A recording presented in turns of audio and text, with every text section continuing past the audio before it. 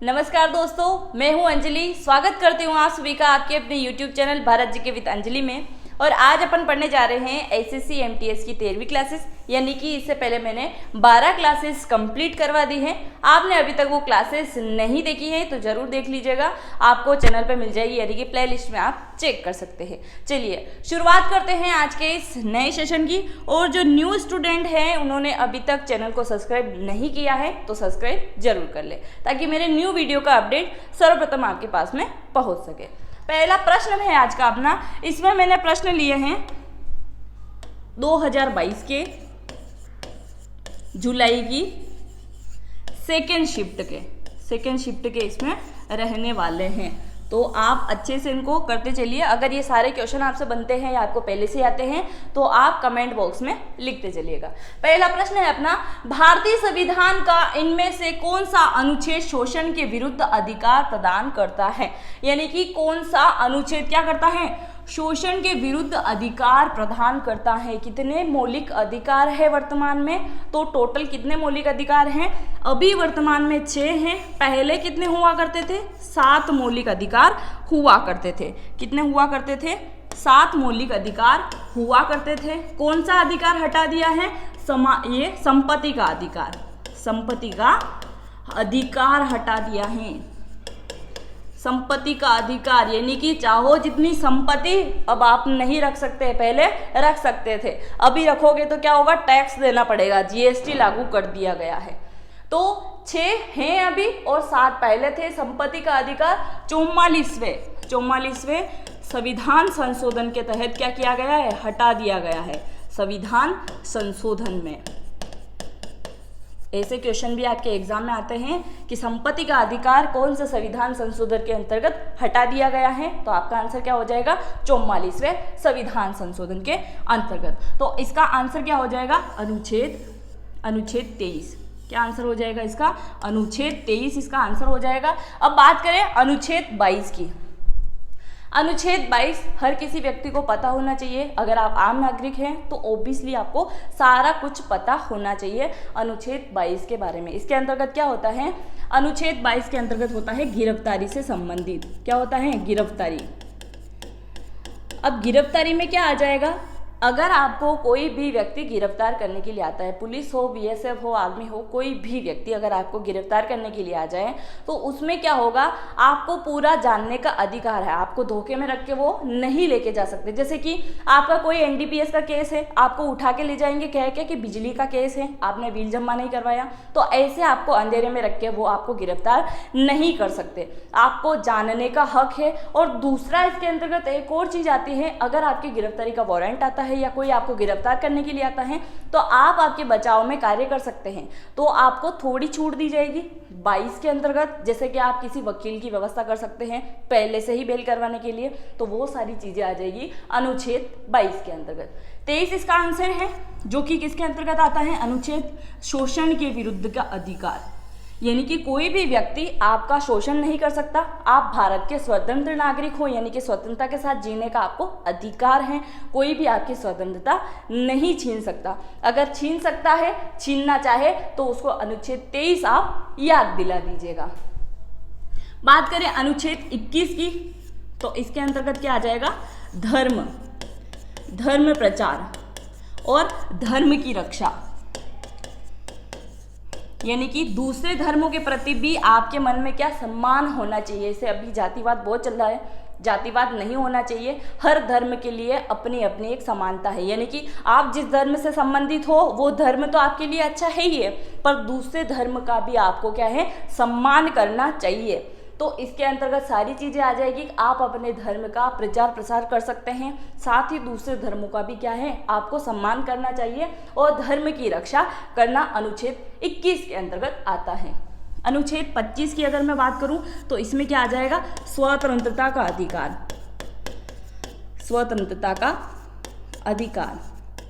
जो कि मैंने आपको बताया है भारत का हर व्यक्ति क्या है? स्वतंत्रता का अधिकार रखता है। यानी कि स्वतंत्रता के साथ जीने का अधिकार है उसको, जो कि अनुच्छेद 25 के अंतर्गत आता है। आई होप आपको समझ में आए होंगे। आगे बढ़े, और अगर आपको सेशन अच्छा लग रहा है तो लाइक जरूर कर दीजिए और साथ में आप कमेंट करिए। मैंने बहुत सी बार आप लोगों को बोला है कि अगर आपको कोई भी टॉपिक पे वीडियो चाहिए या कोई भी सब्जेक्ट ऐसा है जो समझ में नहीं आ रहा, जैसे इतने क्वेश्चन करवाती हूँ मैं, उनमें से कोई एक क्वेश्चन से संबंधित भी अगर आपका डाउट है तो आप कमेंट बॉक्स में कमेंट जरूर करिए, ताकि मैं आपका कमेंट देख के आपके डाउट जो भी हैं क्लियर कर पाऊँ। पर आप लोग कमेंट करते ही नहीं हो, तो आप आज से अगर मेरा वीडियो देख रहे हो तो सबसे पहले आप कमेंट करो। अगर वीडियो अच्छा लग रहा है तो भी कमेंट करो, नहीं लगा है तो भी कमेंट करो, ताकि मैं और उसमें अच्छे से कर पाऊँ। मेरा आत्मविश्वास बढ़ता है कि आप लोगों ने लाइक किया है, चैनल को सब्सक्राइब किया है, शेयर किया है या फिर कमेंट किया है, तो ये जरूर कीजिएगा। चलते हैं नेक्स्ट क्वेश्चन पे। निम्नलिखित में से कौन टोक्यो ओलंपिक 2022 में तलवारबाजी में भारत की प्रतिनिधित्व करने वाली पहली एथलीट है? अब यहाँ आपको नाम से ही स्पष्ट हो जाएगा कौन करता है। पीटी उषा, भवानी देवी, पीवी सिंधु और आ जाएगी अदिति अशोक। तो इनमें से कौन हो जाएगा? भवानी देवी। भवानी देवी नाम से स्पष्ट है। क्या आ रहा है यहाँ पे? तलवारबाजी, यानी कि तलवार उठाने से पहले क्या नाम निकलता है मुंह से? जय भवानी। तो राजपूतों की जब लड़ाई होती थी तो वो क्या करते थे? सबसे पहले माँ कालिका को प्रसन्न करते थे, तलवार से क्या है रक्त बहा के क्या करते थे? जय भवानी। तो ऐसे लॉजिक बना के भी आप याद रख सकते हो। तो क्या हो जाएगा? भवानी देवी तलवार से संबंधित हैं, तो इसका आंसर क्या हो जाएगा? भवानी देवी।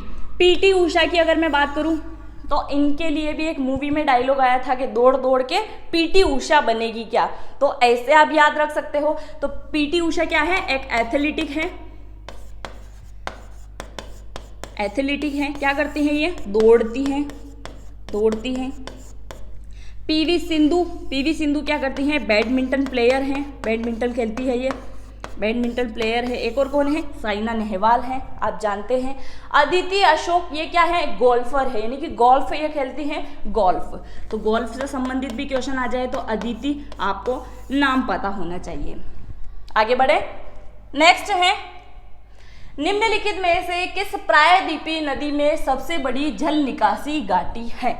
और भारत की पहली नदी घाटी परियोजना कौन सी है? ऑप्शन देती हूँ।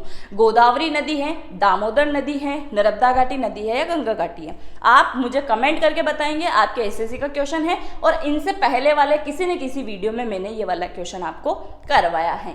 तो इसका देखते हैं। प्रायद्वीपीय नदी में सबसे बड़ी जल निकासी घाटी आपसे पूछी गई है, तो कौन सा आ जाएगा इसका आंसर? गोदावरी नदी। बात करें गोदावरी नदी की, तो गोदावरी नदी का उद्गम कहाँ से होता है? महाराष्ट्र के नासिक से होता है, नासिक से। त्रियंबकम, त्रियंबकम की पहाड़ियों से, त्रियंबकम की पहाड़ियों से क्या होता है? इसका उद्गम होता है। गोदावरी नदी के तट पे ही क्या लगता है? महाकुंभ लगता है। तो ये वाले क्वेश्चन भी आते हैं कि महाकुंभ कौन कौन सी नदी के किनारे लगता है, मैं आपको पढ़ा चुकी हूँ। एक सरस्वती नदी का जो संगम होता है, गंगा यमुना सरस्वती पे होता है, क्षिप्रा नदी पे होता है, गोदावरी पे होता है और एक गंगा पे होता है, यानी कि 4 जगह कुंभ लगते हैं। कुंभ के बारे में भी मैं आपको डिटेल पढ़ा चुकी हूँ। नर्मदा नदी की अगर मैं बात करूँ, गोदावरी नदी की अगर सहायक नदियों की बात पूछी जाए तो कौन आ जाएगी? वेनगंगा। वेनगंगा सबसे बड़ी सहायक है। दूसरी आ जाएगी पेनगंगा। तो ये है गोदावरी नदी की सहायक। दूसरी अगर मैं बात करूं नर्मदा नदी की, तो इसका उद्गम कहाँ से होता है? तो नर्मदा नदी का उद्गम होता है अमरकंटक की पहाड़ियों से, अमरकंटक की पहाड़ियों से। अमरकंटक की पहाड़ियों से कहाँ से होता है? पहाड़ियों से। कहाँ से होता है? तो मध्य प्रदेश से होता है। और यहाँ से एक और नदी निकलती है, जोहिला नदी। क्योंकि मैंने जब आपको नदियों के पार्ट कंप्लीट करवाए थे ना, तो मैंने फुल डिटेल से पढ़ाया है कि नर्मदा नदी उल्टी दिशा में क्यों बहती है, इसके साथ में जोहिला नदी को सबसे प्रदूषित नदी क्यों माना गया है, ऐसा क्या हुआ था, पूरी डिटेल के साथ में मैं पढ़ा चुकी हूँ। अगर नदियों का पार्ट आपने नहीं देखा है तो प्ले लिस्ट में आपको मिल जाएगा, साथ ही डिस्क्रिप्शन में भी आपको मिल जाएगा। तो आप जरूर कंप्लीट कर लीजिएगा अगर आप किसी भी कॉम्पिटिटिव एग्जाम की तैयारी कर रहे हैं तो। नेक्स्ट बात करें कृष्णा नदी। कृष्णा नदी का उद्गम भी महाराष्ट्र से होता है और इसका भी महाराष्ट्र से। आगे बढ़े, नेक्स्ट है मनुष्यों में छोटी आंत कुंडलित होती है और लगभग रिक्त स्थान मीटर की होती है। ये होती है 7 से 7.5 की। कितनी होती है? 7 से 7.5 क्या होता है? मीटर की होती है। आगे बढ़े,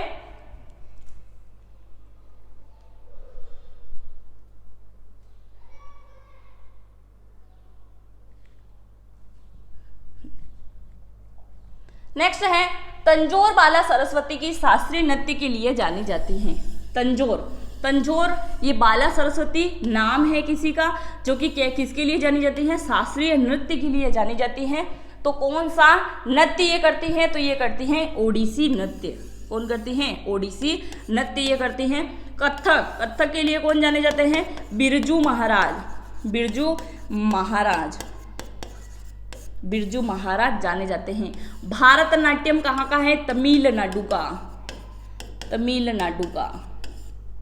बिहू असम का, कथक केरल का, और ओडिसी में ओडिशा, नाम से ही स्पष्ट है।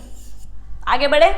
नेक्स्ट है बौद्ध वास्तुकला में चैत्य का अर्थ निम्नलिखित में से होता है। बौद्ध धर्म की यहाँ बात हो रही है, तो भगवान बुद्ध को आप कैसे भूल सकते हो। भगवान बुद्ध की अगर बात करें तो उनका जब जन्म नहीं हुआ था उससे पहले ही उनकी क्या है, भविष्यवाणी हो चुकी थी। कैसे कि एक राजा के दरबार में एक व्यक्ति आते हैं, वो कौन होते हैं, ब्राह्मण देवता होते हैं। वो क्या बोलते हैं कि आपकी जो नई संतान जो होने वाली है, संतान जो होने वाली है, उसके अंतर्गत क्या है कि या तो वो बहुत बड़ा सम्राट बनेगा या फिर क्या होगा, एक महाराज की उपाधि आप बोल सकते हैं कि एक बौद्ध भिक्षु, यानी कि कोई सा भी एक धर्म वो ग्रहण करेगा और क्या करेगा, बहुत सारा कार्य करेगा धर्म प्रचार प्रसार से संबंधित। तो ऐसे उनके महाराजा जो उनके पिता होते हैं, उनको पता होता है कि हमारी संतान का जन्म होने वाला है। उनको इतनी मतलब राजकाज में इतना व्यस्त करे, उनको बाहर की दुनिया देखने ही नहीं दें, तो वो एक ऋषि या तपस्वी तो बन ही नहीं पाएंगे, वो एक अच्छे सम्राट बनेंगे, ये उनकी कामनाएं थी। पर होता क्या है, उल्टा ही हो जाता है। उनका विवाह भी हो जाता है, उनका एक पुत्र भी होता है, उनको छोड़ के क्या है, वो जंगल में प्रस्थान कर जाते हैं। ये स्टोरी भी आपने पढ़ी होगी। तो भगवान बुद्ध की अगर बात करें तो इनका जन्म कहाँ होता है, लुम्बिनी में। कहाँ होता है, लुम्बिनी में जन्म होता है भगवान बुद्ध का। बात करें शिक्षा की, तो शिक्षा कहाँ पे प्राप्त करते हैं ये, बोध गया में। कहाँ पे, बोध गया में क्या होता है, शिक्षा प्राप्त होती है। और अगर पहला उपदेश की अगर बात की जाए कि पहला उपदेश कहाँ पे देते हैं, तो सारनाथ में देते हैं। सारनाथ एक स्तंभ भी है, तो उपदेश कहाँ पे देते हैं, सारनाथ में। मृत्यु की यानी महापरिनिवारण की बात करूं तो मृत्यु कहाँ हो जाती है, कुशीनगर में। तो इन सभी चीज़ों को आप अच्छे से अपने शॉर्ट नोट्स में डाउनलोड कर लीजिए, यानी कि लिख लीजिए, क्योंकि ये वाली चीज़ें आपके एग्जाम में आती है। भगवान बुद्ध से संबंधित अगर कोई चीज़ें पूछी जाएगी तो इनसे आउट ऑफ कुछ भी नहीं हो सकता, क्योंकि जन्म, शिक्षा, पहला उपदेश और मृत्यु यही संबंधित पूछे जाते हैं। अगर बात करें इस प्रश्न की, तो बौद्ध वास्तुकला में चैत्य का अर्थ आपसे पूछा गया है, तो चैत्य का स्थान हो जाएगा प्रार्थना का स्थान। क्या हो जाएगा, प्रार्थना का स्थान इसका सही आंसर। आगे बढ़े। भारत के इनमें से किस राज्य ने जिला निवेश संवर्धन एजेंसियां स्थापित करी हैं, तो कौन करता है, ओडिशा करता है। ओडिशा के द्वारा क्या है, एजेंसियां स्थापित की गई है। उड़ीसा किसके लिए जाना जाता है, पुरी जगन्नाथ मंदिर, इनके लिए ही संबंधित क्वेश्चन आते हैं हर बार एग्जाम में। कर्नाटक की अगर बात करूं तो हम्पी से संबंधित क्वेश्चन आते हैं एग्जाम में। हरियाणा की अगर बात करूं तो हरियाणा को क्या है, भारत का ग्रीनलैंड कहा जाता है। दूसरा, दूध में सबसे अधिक अगर फर्स्ट नंबर का स्थान की अगर बात करें तो प्रथम राज्य कौन सा आ जाएगा, हरियाणा, जहाँ पे सबसे ज्यादा क्या है, दुग्ध उत्पादन होता है। या पशुपालन की भी बात करें तो भी हरियाणा, क्योंकि भैंसों की बहुत सारी नस्ल कहाँ पे देखने को मिल जाएगी आपको, हरियाणा के अंतर्गत। अगर आपको भैंसें खरीदनी है तो पहुंच जाइए सीधा हरियाणा के अंदर। पश्चिम बंगाल की अगर मैं बात करूं तो पश्चिम बंगाल क्या है, नेपाल और बांग्लादेश के साथ में क्या है, सीमा साझा करता है। और पश्चिम बंगाल क्या है, हावड़ा ब्रिज यहाँ का प्रसिद्ध है, विक्टोरिया मेमोरियल है। इसके अलावा पश्चिम बंगाल में किसकी पूजा की जाती है, माँ दुर्गा की पूजा की जाती है। आगे बढ़े। नेक्स्ट है, इनमें से कौन सी नदी राजस्थान में सबसे बड़ा नदी तंत्र निर्मित करती है, राजस्थान के अंतर्गत। तो आप नाम से ही चेक करिएगा, नर्मदा नदी, ताप्ती नदी, ये दोनों नदियाँ कहाँ की हैं, तो ये है मध्य प्रदेश की। और अगर कृष्णा नदी की बात करूँ तो ये नदी आ जाएगी महाराष्ट्र की। तो अब कौन सी नदी बची है, अब नदी बची है लूणी। लूणी का अर्थ क्या होता है, खारा। तो ये कहाँ पे मिल जाएगी, ये लूणी एक झील भी है राजस्थान के अंतर्गत, और लूणी कहाँ पे मिल जाएगी, राजस्थान में। तो इसका करेक्ट आंसर क्या हो जाएगा, लूणी नदी राजस्थान। आगे बढ़े, नेक्स्ट है निम्नलिखित में से किसने 1857 ईस्वी में भारतीय राष्ट्रीय कांग्रेस के अध्यक्ष के रूप में संबोधित किया गया था। भारतीय राष्ट्रीय अध्यक्ष चुने गए थे ये कांग्रेस के, तो कौन आ जाएंगे, बदरुद्दीन तैयब जी। कौन है ये, बदरुद्दीन तैयब जी, इनको चुना गया था। WC बैनर्जी, अगर इनकी मैं बात करूं WC बैनर्जी, तो ये इनका पूरा नाम क्या हो जाएगा, व्योमेश चंद्र बैनर्जी, व्योमेश चंद्र बैनर्जी, व्योमेश चंद्र बैनर्जी। ये भी क्या थे, तो ये भी भारतीय राष्ट्रीय कांग्रेस के क्या हैं, अध्यक्ष के पद पे रह चुके हैं, अध्यक्ष रह चुके हैं व्योमेश चंद्र बैनर्जी। बाल गंगाधर तिलक को आप सभी जानते हैं, लाल बाल पाल के बारे में काफी समय बताया है, गरम दल के ये नेता हैं, और इनको क्या कहा जाता है, गरम दल के नेता, जो कि इनकी जन्म, गरम दल को जन्म कौन देते हैं, यही गरम दल को, तो लाल बाल पाल। दादा भाई नौरोजी की बात करूं तो the old man of India, यानी कि सबसे वृद्ध पुरुष के बारे में अगर आपसे पूछा जाए तो दादा भाई नौरोजी को ही जाना जाएगा। नेक्स्ट है पुर्तगाली खोजकर्ता वास्को डिगामा भारत आया था। वास्को डिगामा भारत कब आता है, 1498 में आता है। कब आता है, 98 में। यूरोपीय से, यानी कि यूरोप से आता है। पुर्तगाली, पुर्तगाल, पुर्तगाल क्या है, फर्स्ट यूरोपीय है ये। कहाँ आता है, भारत आता है, भारत की खोज करने के लिए। भारत की खोज क्या, यानी कि भारत को नक्शे में उतारने का कार्य इसी के द्वारा किया गया है। वास्को डिगामा, कहा जाता है कि जब ये जहाज में बैठ के आया था ना, तो इसको जिंदा रहने के लिए क्या है, चूहे भी मार के खाने पड़े थे। ये कितनी सत्यता है या इतिहासकारों का मानना है, तो ये चीजें तो है ही है। कोलंबस भी आए थे, पर इन्होंने क्या है, वेस्ट इंडीज को ढूंढ लिया था, भारत को इन्होंने ढूंढा। वास्को डिगामा सबसे प्रथम कहाँ पे पहुंचते हैं, वास्को डिगामा केरल में आते हैं। कहाँ आते हैं, केरल में। और केरल में जैसे ही वो पहुंचते हैं, तो केरल में तब क्या होता है, राज दरबार लगता है, यानी कि राजा महाराजों का क्या है, शासक हुआ करता था। तो वहां के राजा पूछते हैं, भाई आप कौन हो, और आप ऐसी नाव में बैठ के आए हो जिसमें वो जो चाकू आता है ना चलाने का, वो नहीं था, यानी कि वो मोटर से चलती है। तो ये कैसे हो रहा है, ये कैसे संभव है। वो तो आश्चर्यचकित होकर देखने लगे कि यार ये क्या चीज है। तो वो बोलते हैं चलो आपको भी घुमाते हैं बिठा के। तो ये वास्को डिगामा जी क्या करते हैं, केरल के राजा को उसमें बिठा के घुमा देते हैं। और जैसे ही वहां घुमाते हैं ना, तो वो इतने प्रसन्न हो जाते हैं कि वो बोलते हैं कि मुझे आपसे मिलकर बहुत खुशी हुई, आप पहली बार हमारे यहाँ पधारे हैं, आपकी क्या डिमांड हो तो बताइए, हम जरूर पूरी करेंगे। तो ये क्या मांग लेते हैं, मसाले चाहिए। और केरल क्या है, मसालों का राज्य ही तो कहा जाता है। तो मसाले मांग लिए, मसाले लेके चले गए, मसाले। अब ये मसाले लेके कहाँ गए, पुर्तगाल, यानी कि यूरोपीय देश के अंतर्गत चले गए। वहां जाने के बाद में इन्होंने 60,000, सही से सुनिएगा, 60 गुना नहीं 60,000 गुना पैसा कमाया उसका, मसाले का। यहाँ से जितना खरीदा उसका 60 गुना ज्यादा भाव में इन्होंने क्या है, वहां बेच दिया वास्को डिगामा ने। तो बहुत माइंडेड खोपड़ी थी इनकी भी। तो कब आता है ये, 1498 में आता है, और भारत की खोज करके चला जाता है। आगे बढ़े, यही तो कारण रहा है कि पुर्तगाल, डच, फ्रांसीसी, अंग्रेज सभी की गुलामी भारत को करनी पड़ी, क्योंकि सोने की चिड़िया कहा जाने वाला भारत कम नहीं था। बहुत सारी चीजें थी जो ये लोग लूट लूट के लेके चले गए। चलो नेक्स्ट क्वेश्चन देखते हैं। कबड्डी लीग सीजन 8 के फाइनल में दबंग दिल्ली कैसी किस टीम को हराया था, यानी कि दबंग दिल्ली कैसी टीम ने किसको हरा दिया था, पटना पायरेट्स को हरा दिया था। और ये टीम कहाँ कहाँ की है, अगर आप कमेंट करके बताएंगे तो अच्छा रहेगा। यानी कि कमेंट तो आप करते नहीं हो, थोड़ा कमेंट कर दीजिएगा इसके बारे में। आगे बढ़े, अनफिनिश्ड है मेमोरियल किसकी आत्मकथा है, बायोग्राफी है, ये किसके द्वारा लिखी गई है, तो ये लिखी गई है प्रियंका चोपड़ा जोनस के द्वारा। अमेरिका की बहू है ये, देसी गर्ल इसको कहा जाता है। तो अनफिनिश्ड है मेमोरियल इनकी बुक है, प्रियंका चोपड़ा की अच्छी बुक है, आप जरूर पढ़िएगा, आपको फ्लिपकार्ट पे मिल जाएगी। ये मैं प्रमोशन नहीं कर रही हूँ, बता रही हूँ, ठीक है। आगे बढ़ते हैं। नेक्स्ट है मृदा रहित कृषि को क्या कहा जाता है? मृदा रहित कृषि को क्या कहा जाता है? यानी कि सिर्फ वहां से मिट्टी ही प्राप्त नहीं की जा सकती, बहुत सारी चीजें, यानी कि सिर्फ मृदा रहित नहीं, बहुत सारी चीजें। तो चारागाह खेती, शुष्क खेती, हाइड्रोपोनिक्स और स्थानांतरित कृषि। स्थानांतरित कृषि एक जगह से दूसरी जगह पे खेती करना, स्थानांतरित कृषि। शुष्क खेती जहाँ पे खेती की नहीं जाती, यानी कि दबाव खत्म है, उसकी हवा निकल चुकी है, ये चीजें हैं। चारागाह की खेती है जो मृदा रहित कृषि कहा जाती है। चारागाह खेती यानी कि पशुपालन के लिए सबसे उपयोगी भूमि चारागाह की खेती आ जाएगी। नेक्स्ट है भारत के संविधान के अनुसार भारत के राष्ट्रपति अपना पद ग्रहण करने की तिथि से रिक्तिस्थान की अवधि के लिए पद धारण करते हैं। तो कितने वर्षों के लिए क्या करते हैं? पद धारण करते हैं।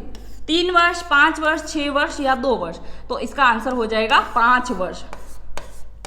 5 वर्ष के लिए क्या है? शपथ धारण करते हैं। भारत के प्रधानमंत्री 5 वर्ष के लिए करते हैं, राष्ट्रपति जी 5 वर्ष के लिए शपथ धारण करते हैं, लोकसभा के सदस्य 5 वर्ष के लिए धारण करते हैं। किंतु याद रहे राज्यसभा के सदस्य जो होते हैं वो 6 वर्ष के लिए होते हैं, यानी कि 6 वर्ष के लिए क्या है? शपथ लेते हैं कि 6 वर्ष तक अपने धर्म और कार्य का क्या है? निर्वहन करूंगा। तो 5 वर्ष के लिए लोकसभा, राष्ट्रपति, प्रधानमंत्री, यानी कि सारे कुछ 5 वर्ष के अंतर्गत, बाकी राज्यसभा का अगर पूछा जाए तो 6 वर्ष। आप मुझे कमेंट करके बताएंगे कि 2 सदन है भारत में जो कि लोकसभा और राज्यसभा के नाम से जाने जाते हैं, किसको भंग नहीं किया जा सकता? राज्यसभा को भंग नहीं किया जा सकता या लोकसभा को भंग नहीं किया जा सकता? तो कमेंट करके जरूर बता दीजिएगा। नेक्स्ट है निम्नलिखित में से इन्हें पादप जगत का उभयचर भी कहा जाता है। पादप जगत का उभयचर इनको कहा जाता है। तो किसको कहा जाता है? बायोफाइट्स को। किसको कहा जाता है? बायोफाइट्स को कहा जाता है। नेक्स्ट है निम्नलिखित में से किसको पादप की 5वीं अवस्था मानी गई है? पादप की 5वीं अवस्था किसे मानी गई है? तो ये मानी जाती है बोस-आइंस्टीन कंडेंसेट को। किसको मानी जाती है? बोस-आइंस्टीन कंडेंसेट को। नेक्स्ट है ग्रामीण क्षेत्रों में एक प्रकार की बेरोजगारी, जब लोगों को वर्ष के कुछ महीनों के दौरान नौकरी नहीं मिलती है तो क्या होता है? मतलब नहीं नौकरी मिलती है, यानी कि 12 महीने होते हैं, 12 महीने में से एक थोड़ा समय ऐसा आता है जब उनके पास में कोई काम नहीं होता है, तो वो बेरोजगारी क्या कहलाती है? गांव के लोगों को इसमें कुछ भी सोचने की जरूरत नहीं पड़ेगी, वो आसानी से लगा देंगे ट्यूब, क्योंकि उसके अंतर्गत क्या है, आप देखिए, अगर बारिश का मौसम है तो भी उनको खेती करने के लिए जाना है, और सर्दी यानी कि सर्दी का मौसम है, शरद ऋतु है, तो भी उनको काम करने के लिए जाना है। और सिर्फ एक गर्मी एक स्थान ऐसा आ जाता है, यानी कि एक ग्रीष्म ऋतु जो होती है उसके अंतर्गत क्या है, उनको कोई काम नहीं होता है। यानी कि 12 महीने में से 4 महीने निकाल दो तो बाकी उनके पास बहुत सारा काम है, पर 4 महीने उनके पास कोई काम नहीं है, तो उसको क्या कहोगे आप? मौसमी बेरोजगारी कहोगे, क्योंकि गर्मी में सिर्फ आराम होता है, बाकी खेती होती है। तो गांव वाले तो इसका आंसर अच्छे से लगा लेंगे। अगर आप गांव से हो तो कमेंट जरूर करना कि इसका आंसर आपको पहले से पता था या नहीं, क्योंकि ग्रामीण क्षेत्रों में एक प्रकार की बेरोजगारी पूछी गई है जो वर्ष के कुछ महीनों तक ही होती है, जहाँ कोई नौकरी नहीं होती है। बाकी तो आप खेती कर ही रहे हो ना, पशुपालन कर रहे हो, बहुत सारे काम होते हैं, तो वो सारी चीजें इसमें आ जाएगी। नेक्स्ट है इनमें से किस चोल शासक के तंजौर बृहदेश्वर मंदिर का निर्माण करवाया था? चोल शासक ने तंजौर में बृहदेश्वर मंदिर का निर्माण करवाया था। तो ये करवाते हैं राजा राज प्रथम। कौन करवाते हैं? राजा राज प्रथम के द्वारा क्या है, बृहदेश्वर मंदिर का निर्माण करवाते हैं। नेक्स्ट है निम्नलिखित में से कौन प्रसिद्ध सितार वादक है? ये आपसे पूछा गया है। अनुष्का शंकर, किशन महाराज, उस्ताद रहमान खान या अली अहमद हुसैन? तो इसका आंसर क्या हो जाएगा? अनुष्का शंकर। अनुष्का शंकर क्या है? एक प्रसिद्ध सितार वादक हैं। क्या है? सितार वादक हैं। किशन महाराज की अगर मैं बात करूं तो महाराज जी अधिकतर क्या करते हैं? प्रवचन देते हैं, भजन गाते हैं। तो ऐसे आप याद रख लीजिए, क्या है ये? एक संगीतकार हैं। उस्ताद रहमान खान की अगर बात करूं तो ये कहां से आते हैं? बांग्लादेश। और ये क्या करते हैं? तो एक पत्रकार भी हैं, वकील भी हैं, राजनेता भी हैं और एक संगीतकार भी हैं। तो ये सारी खूबियां किसके अंतर्गत हैं? उस्ताद रहमान खान के अंतर्गत। अली अहमद हुसैन की अगर मैं बात करूं तो ये क्या करते हैं, अगर देसी लैंग्वेज में इसको बोले तो आपकी लैंग्वेज में क्या कहा जाता है, कमेंट जरूर करना। ये बजाते हैं शहनाई। क्या बजाते हैं, शहनाई। शहनाई शहनाई ये बजाते हैं अली अहमद हुसैन। आगे बढ़े, नेक्स्ट है असम में वार्षिक फसल तैयार होने पर निम्नलिखित में से कौन सा त्योहार मनाया जाता है। वार्षिक फसल यानी कि 12 महीने की एक फसल जो कि रेडी होने पे कौन सा त्योहार मनाया जाएगा, लोहड़ी, पोंगल, माघ बिहू या मकर विलक्कू, कौन सा त्योहार मनाया जाएगा, ये आपसे पूछा गया है। तो ये मनाया जाएगा माघ बिहू, क्योंकि बात किसकी हो रही है यहाँ पे, असम की हो रही है। तो असम में क्या मनाया जाता है, बिहू। बिहू एक प्रकार का नृत्य भी है, वहाँ की भाषा भी है, तो दोनों प्रकार से आप याद रख सकते हैं। और फसल पे मनाया जाने वाला त्योहार है तो कौन सा आ जाएगा, बिहू। लोहड़ी कहाँ का है, पंजाब का। और बैसाखी भी कहाँ पे मनाते हैं, तो ये भी पंजाब के अंतर्गत मनाते हैं। पोंगल की अगर मैं बात करूँ तो ये मनाते हैं तमिलनाडु वाले, तमिलनाडु, उत्तरायण पे मनाया जाता है पोंगल त्योहार। मकर विलक्कू की अगर मैं बात करूं तो ये मनाया जाता है केरल के अंतर्गत। कहाँ मनाया जाता है, केरल में मनाया जाता है मकर विलक्कू। आगे बढ़े, नेक्स्ट है वित्तीय सेवा का एक रूप जो गरीब और कम आय वाले परिवार को छोटे ऋण और अन्य वित्तीय सेवा प्रदान करने के लिए कहलाता है। वित्तीय सेवा एक रूप से जो गरीब और कम आय यानी कि बीपीएल एपीएल कूपन वाले, अच्छे से सुनो, आपके लिए बात हो रही है। क्योंकि क्या होता है, छोटे ऋण इनको दिए जाते हैं, जैसी आपकी प्रॉपर्टी वैसा आपको ऋण मिलेगा, ऐसी ही बात होती है। तो क्या कहते हैं, वाणिज्य बंधक, चालान वित्त पोषण, व्यक्तिगत वित्त या सूक्ष्म वित्त, यानी कि छोटा लोन आपको दिया जाता है, सूक्ष्म वित्त इसको कहते हैं। जितनी आपकी प्रॉपर्टी है उतने ही पैसे आप लेके जा सकते हो, क्योंकि बाद में आप चुकाओ नहीं चुकाओ तो फिर क्या करेंगे, नहीं। तो उसके लिए क्या है, सूक्ष्म वित्त योजना चलती है जिसमें आपको छोटे ऋण प्रदान किए जाते हैं। नेक्स्ट है 2011 की जनगणना के अनुसार भारत में कुल प्रजनन दर कितनी है, यानी कि जन्म देने की जो दर आपसे पूछी गई है वो कितनी है, 5.1, 5.9 या 5.1, 4.1, 2.1 या 2.9। तो इसका आंसर क्या हो जाएगा, 2.1 से 2.9 तक जन्म दर आपसे पूछी गई है। मृत्यु दर आप मुझे कमेंट करके बताएंगे। नेक्स्ट है निम्नलिखित में से किस व्यक्ति ने 2021 में पैरालंपिक स्पोर्ट्स अवार्ड 2021 में सर्वश्रेष्ठ महिला पदार्पण पुरस्कार जीता है। बात यहाँ पे पैरा ओलंपिक की हो रही है। पैरा ओलंपिक का अर्थ क्या होता है, एक होता है ओलंपिक जो कि टोक्यो में हुआ था लास्ट टाइम, अब कहाँ होगा, कतर, दोहा या पेरिस, किस में होगा आप मुझे कमेंट करके बताना जरूर।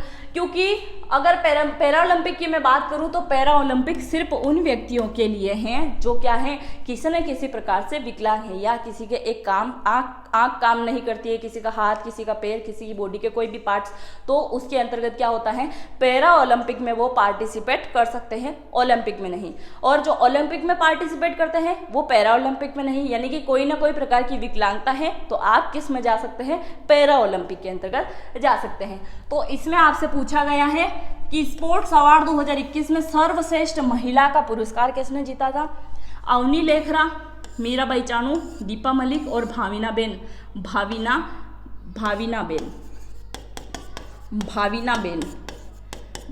बेन पटेल। तो इसका आंसर क्या हो जाएगा, अवनी लेखरा। अवनी लेखरा कहाँ से आती है, राजस्थान से। और ये क्या है, एक व्हील चेयर पर बैठ के क्या करती है, शूटिंग करती है। तो शूटिंग के लिए ये जानी जाती हैं और इन्होंने पुरस्कार भी जीता है ओलंपिक के अंतर्गत। तो सर्वश्रेष्ठ पुरस्कार किसको दिया गया है, अवनी लेखरा को, राजस्थान से है, पैरा ओलंपिक में शूटिंग करती है, किस पे, व्हील चेयर पे बैठ के। मीराबाई चानू तो ये है ओलंपिक के अंतर्गत आती थी, ओलंपिक। मीराबाई चानू क्या करती है, वेट लिफ्टर है, क्या है, वेट लिफ्टर है, यानी कि भारोत्तोलन ये करती है। 47 वर्ग केजी के अंतर्गत इन्होंने पदक जीता है मीराबाई चानू ने ओलंपिक के अंतर्गत। तो ये किस में आती हैं, ओलंपिक में, पैरा ओलंपिक में नहीं। दीपा मलिक को भी आप सभी जानते होंगे, ये भी व्हील चेयर पे बैठती हैं, व्हील चेयर पे, और क्या करती हैं ये करती हैं शॉट शॉर्ट पुट, यानी कि आप सभी करते हो, MTS वाले हो, BSF वाले हो, आर्मी वाले हो या पुलिस वाले, शॉर्ट पुट आपको करना जरूरी है, नहीं तो आप फिजिकल में पास नहीं हो पाओगे। शॉर्ट पुट गोला फेंक जो होता है वो करती है दीपा मलिक। एक व्हील चेयर पर बैठ के गोला फेंकना बहुत बड़ी बात होती है और इन्होंने पुरस्कार जीता है। भाविनाबेन पटेल की अगर मैं बात करूं तो ये कौन है, ये गुजरात से आती हैं, गुजरात से आती हैं भाविनाबेन पटेल, और इन्होंने इस बार ओलंपिक में पार्टिसिपेट नहीं किया है, पर इनके ऊपर भी गर्व है क्योंकि ये भी खिलाड़ी है, बहुत अच्छा काम करती है देश के लिए। नेक्स्ट है, बुद्ध ने कहाँ ज्ञान प्राप्त किया था? बुद्ध ने, अभी मैंने आपको बताया था कहाँ से, तो बोध गया। बोध गया में क्या है, ज्ञान की प्राप्ति हुई, ज्ञान की प्राप्ति हुई। कुशीनगर में महापरिनिर्वाण हुआ, लुम्बिनी में जन्म हुआ था, सब बताया ना मैंने आपको भी। तो इसका आंसर क्या हो जाएगा, बुद्ध ने कहाँ पे ज्ञान प्राप्त किया था? बोध गया में। और पाटलिपुत्र वाराणसी उत्तर प्रदेश, ये क्या है, बड़े शहर है उत्तर प्रदेश के। आगे बढ़े, नेक्स्ट है, मोहिनी अट्टम किस भारतीय राज्य की शास्त्रीय नृत्य शैली है? मोहिनी अट्टम, मोहिनी अट्टम कहाँ पे किता, यानी कि मोहिनी अट्टम किस भारतीय राज्य की शास्त्रीय नृत्य है, आपसे पूछा गया है, तो कहाँ पे होता है मोहिनी अट्टम? मोहिनी अट्टम होता है केरल के अंतर्गत। इसके अलावा तमिलनाडु में भी मोहिनी अट्टम होता है, मोहिनी अट्टम, और केरल में मक्करविलाकू भी होता है। आंध्र प्रदेश की अगर मैं बात करूँ तो यहाँ पे क्या होता है, कुचिपुड़ी, कुचिपुड़ी। इसका आंसर तो यही होगा, केरल मोहिनी अट्टम। असम में बिहू होता है, आप सभी को पता है बिहू। ये थे आज के 25 क्वेश्चन जो कि आपको समझ में आए होंगे। ये 2022 की जुलाई की सेकंड शिफ्ट के क्वेश्चन हैं। तो अगर आपने पेपर सोल्व किया है पहले से तो आपको सारे क्वेश्चन अच्छे से समझ में आ गए होंगे और इनके बारे में भी मैं आपको फुल डिटेल से पढ़ा चुकी हूँ। अगर आज का सेशन आपको अच्छा लगा है तो अपने दोस्तों के साथ में जरूर शेयर कर दीजिएगा, और अगर आप चैनल पर पहली बार आए हैं तो चैनल को जरूर सब्सक्राइब कर दीजिएगा ताकि मेरे न्यू वीडियो का अपडेट सर्वप्रथम आपके पास में पहुँच सके। मिलते हैं नेक्स्ट वीडियो में। जय हिंद, जय भारत।